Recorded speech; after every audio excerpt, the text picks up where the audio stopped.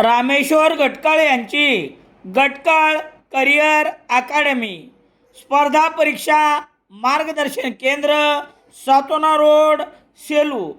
नवीन police भरती 18 मे 2026 पासून सुरू.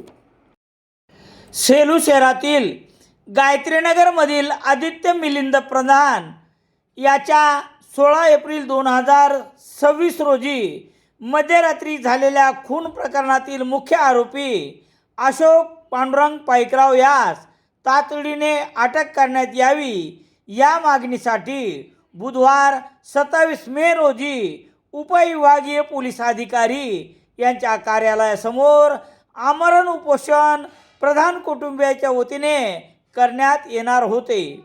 मात्र उपविभागीय पोलीस अधिकारी दीपक कुमार वाघमारे यांनी आंदोलकाशी केलेल्या सकारात्मक चर्चेनंतर आणि आरोपीचा शोध सुरू असून त्यांना लवकरच अटक करण्यात येईल असे आश्वासन दिल्यानंतर आजचे उपोषण तूर्त 4 जूनपर्यंत स्थगित करण्यात आले आहे. याबाबतची माहिती याप्रमाणे. सेलू येथील गायत्रीनगर येथील रहिवासी प्रणिता मिलिंद प्रधान यांनी उपविभागीय अधिकारी यांना 25 मे रोजी दिलेल्या निवेदनात म्हटले आहे की त्यांचा मुलगा आदित्य प्रधान याचा खून 16 एप्रिल 2026 रोजी मध्यरात्रीनंतर झालेल्या खून प्रकरणी सेलू पोलीस ठाण्यात गुन्हा रजिस्टर नंबर 205/2026 17 एप्रिल रोजी गुन्हा दाखल झाला आहे. या घटनेला 1 महिन्यापेक्षा जास्त कालावधी उलटून गेला तरीही घटनेतील मुख्य आरोपी अशोक पांडुरंग पाईकराव अद्याप पोलिसांना सापडलेला नाही.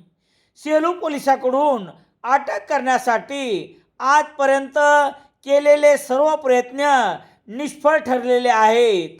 हा आरोपी मोकाट फिरत असून ते फिर्यादी परिणिता प्रधान व त्यांच्या कुटुंबियांना तक्रार मागे घेण्यासाठी दबाव टाकत आहेत. तसेच जीवे मारण्याच्या धमक्या देत आहेत.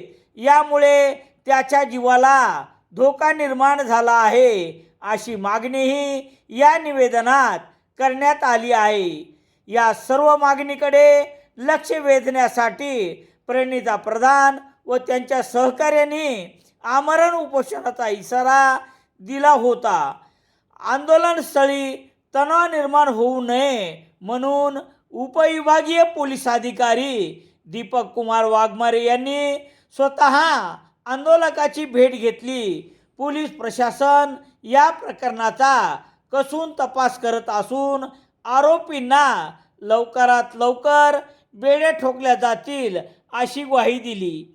उभयतात झालेल्या या सकारात्मक चर्चेनंतर प्रशासनाला सहकार्य करत तूर्त उपोषण स्थगित करण्याचा निर्णय निवेदक प्रणिता प्रधान यांनी घेतला.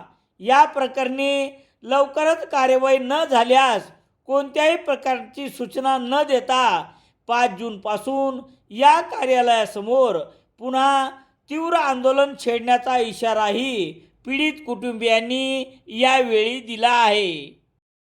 सेलू शहरात सर्व प्रकारचे दैनिके घरपोच मिळण्यासाठी संपर्क Balaji news paper agency, bus stand, Selu.